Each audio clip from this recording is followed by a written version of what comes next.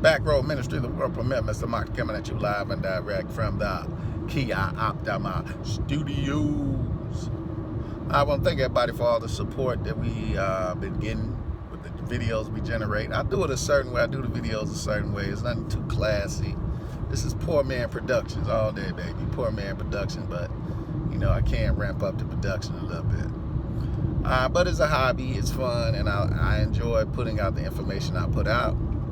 I enjoy having opinionated conversations and discussions that I hope help the world move forward and help us move forward as a race. And the only way we're going to do that is together. We can't do it separate. We can't do it apart. We have to do it together.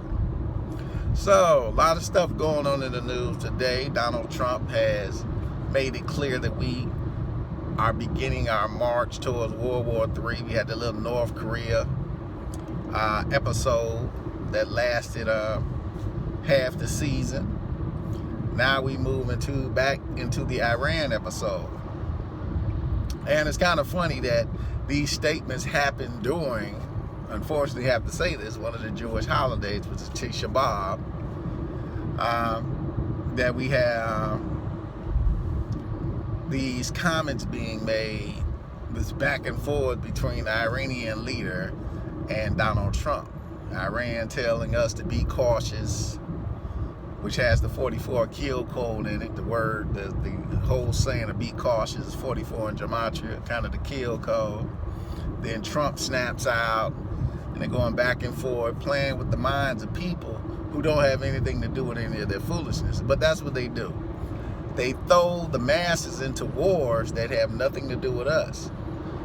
How many of us truly go to church and are practicing Christians? How many people in America truly are going to the synagogue and are practicing Jews? You don't have many. How many Muslims don't go to the masjid?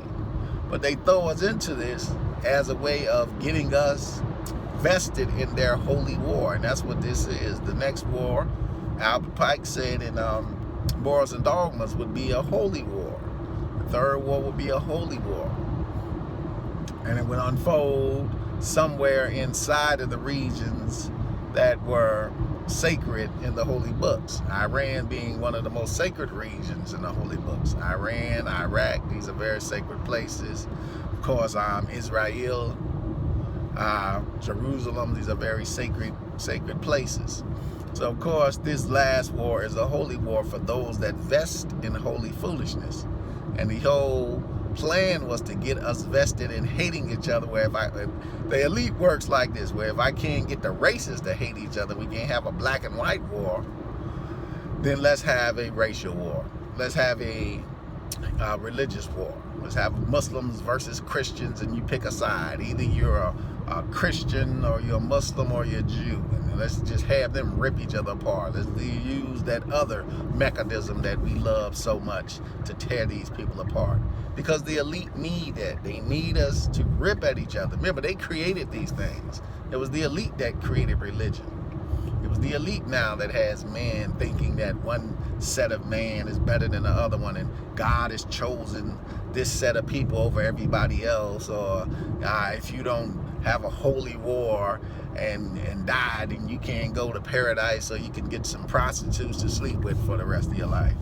It was the elite that created these ideas, told the Christian that a man is perfect and one man dies for many.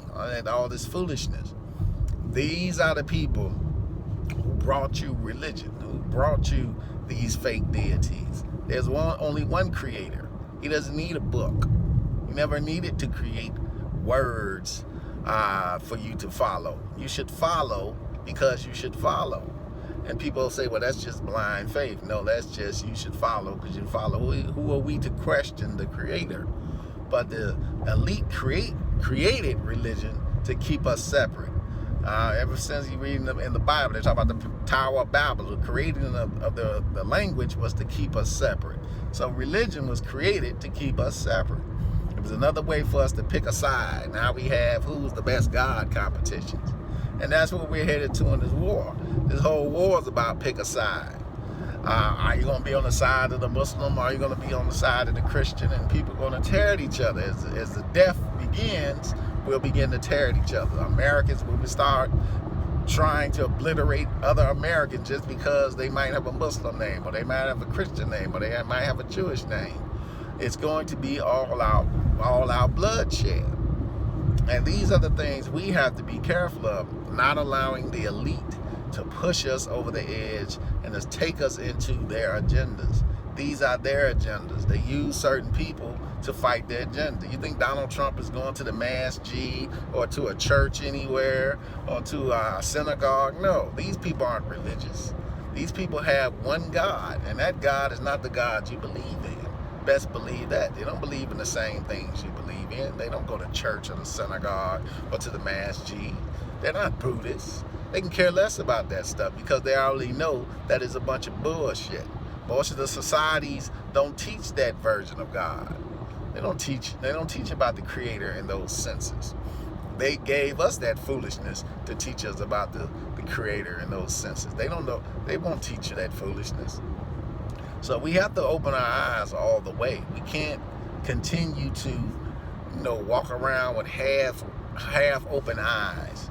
And the minute someone throws in a conversation of religion and politics and race, we begin to rip each other apart because we just don't want to see past the foolishness. I have a lot of people who still are caught in prejudice, black and white, still are caught in prejudice because they don't want to see past the foolishness because they can't. The elite has totally blinded them. They'll be hating each other for the rest of their lives. And one thing we have to do is teach our children that as a race, that's the only way we're going to be able to survive the attack of the elite moving forward. This whole war thing, this is another attack of the elite. It's a control thing. It's about money.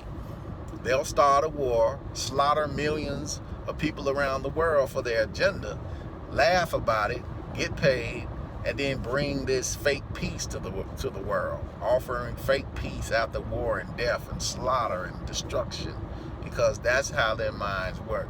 This war has always been against that faction that runs together but tells us we can't run together. They don't believe in race, they don't believe in money, they don't believe in religion. They only believe in the P word, that's power. Power comes in all shapes of what they have, this version of control.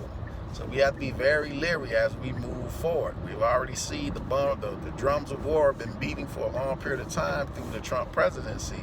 And before it's over with, after the Trump presidency and the female president comes into office, which she will, we will be deep inside of World War III. Remember I said it takes the Democrats to sell war to people. Republicans can't sell war. Only one Republican has ever been able to sell a war, and that was Abraham Lincoln. Remember how the tide changed with those people and how they had to go to more of a democratic side to get the people to do what they wanted them to do. And this is where we are again today. Trump is a Republican. People aren't going to go to war for Trump.